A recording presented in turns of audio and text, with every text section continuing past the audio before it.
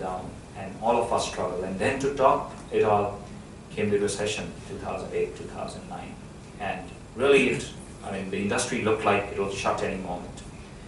But for us, it worked beautifully because it helped separate the men from the boys. The unserious players went off, we acquired some of them, and the serious players were left in the industry. So that really helped us, because that riffraff in the industry went away. But what also happened at the same time was, as I I didn't see it coming, but in hindsight, there was too much of media coming into India at the same time. Digital was happening, outdoor was taking a new shape, mobile had started coming in, TV channels were multiplying, publications were multiplying. With the result, when we started, we thought we'll be one of a kind industry, right? One of a kind play. Suddenly we saw ourselves in a jungle where there are too many players and everybody hawking his. And our industry became kind of commoditized, because people had put screens everywhere, there was no way to distinguish. So we had to kind of sit back and think, how do we kind of reshape our whole network and our whole strategy? And that's when we started focusing on building differentiators. So one of the differentiators that we built up was, we said, by definition, we will be a captive audience network, right? We will put our screens only in places where people go and sit, because we believed that when people are sitting, then the opportunity to observe and absorb the messaging is much higher than when you're walking around. So that's what we did, and it really helped us. While other people were putting in malls and other places, we took our first screens from there and instead started redeploying in places where people were sitting. I think that was a game changer, really, and it really helped us. The second was, we started focusing even more on content, because you could put up screens anywhere, but they were becoming like dead spots. Nobody was looking. So even today, it's a constant challenge for us how to earn your attention so that you turn your head and look at the screens, right? So that was our focus, and we really invested in that. Right? So that was the second differentiator. And third differentiator was classification, as we call it. And when I say classification, I mean, within our network, we started creating channels. So for example, if you want to reach out, you have a product which is meant for youth, you can advertise only in those places where youth are there, right? If you have a product for women, you can advertise only in those places where women are there, right? So you could actually segment our network demographically, geographically, or psychographically. If you want to reach out to people who are health conscious, we'll take you to places where the context is health. Right? If you want to reach out to people who are all about lifestyle, right? We'll take you to places where the ambience is lifestyle. So like that, we started concentrating, and it really helped us build a proposition which was very different from others, and that really helped us grow. And then we later did a second round of funding as well, and expanded the network a little bit further. It's still a challenged industry. As I mentioned, there's an oversupply of media in India, because of which pricing is a big issue. So we are working to see how we kind of put some more meat into our offerings all the time to see how do we take it to the next level. So that's briefly what it is. I will go and sit there and submit myself to Ajit. All right, thanks very much, everybody. And if you have any questions, please ask me. I think you used the word genuine, and it's a very interesting word. A lot of us working in the corporate life want to quit and start a business, but very few are able to do it actually.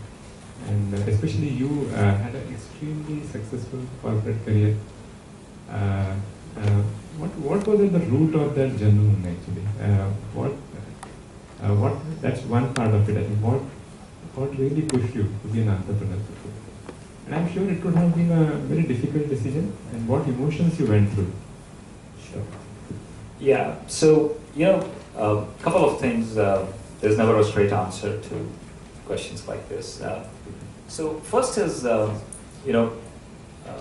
wanted, right from childhood, and there's no time to really go into it here, but I've been experimenting with things. So when I was at school, I started a club. In college, I started and did some business on the side and funded my education, those kind of things.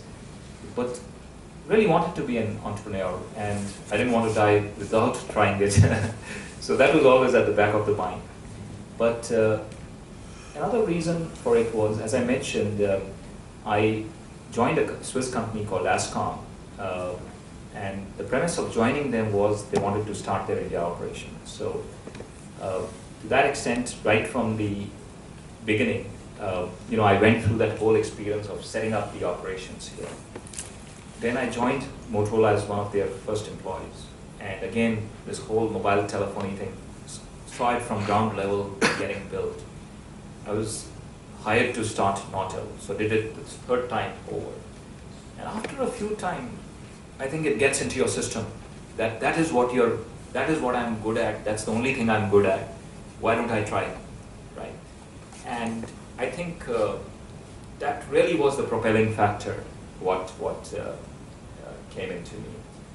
And I must also say that for me, taking the decision was both tough and easy. Tough because sometimes when you're working with a good company in a good position, you develop an inertia because things are taken care of. You're reasonably well paid. Your lifestyle is good. Everything is good. So why should you take risks? Right? So that inertia, obviously, when I was thinking, was coming to my mind, and sometimes even my family would ask me, why, what's wrong with you that you want to play around with it? But the thing that made my decision easy was I was really fortunate to having worked with some of the best companies. Even today, if somebody tells me I need to give my right arm to Nortel or to Motorola, I would not hesitate. Right? So I decided that I want to do something like this. I went to Nortel and told them that, listen, this is in my mind and I would like to quit and do something on my own. So first, the decision got postponed by 6 months because we were in the midst of some projects that needed to be completed. Then when I went again, I was astonished. They actually offered me that I can still be on the rolls for a year, go out, try it out. If it doesn't work, come back again. So I was paid my full salary for a year. Right? Obviously, I was helping them on some things. There's no free lunch in life. But that made my decisions much easier because I had something to fall back on. Right? Generally, they say in entrepreneurship, when you jump, you must cut your tail, because if you know you have something to fall back on, then you will fall back on it. But in my case, it just worked out well. God was kind, honestly. Interesting to know that the Nortel board actually offered you a year's salary to go out and experiment. It's very rare these days. Very rare. And I'm sure it talks about the trust and the confidence they had in you. And the company itself as well. I think you quit Nortel and started this company. But you were the only founding member. You didn't have a co-founder with you. And often when we talk to startups here, we keep advising that you should have a co-founder. But how has your experience being a sole founding member so far? What do you advise the startups here? What are the pros and cons? Sure. So if I was to do a startup again, I would definitely have a co-founder. Right? I think it was lack of experience, because unless you do something you don't know, so when I decided to be an entrepreneur, it was greenfield for me. I didn't know really what are the pitfalls, what I'll be into. So I didn't go for a co-founder. Right? But if I was to see the pros and cons,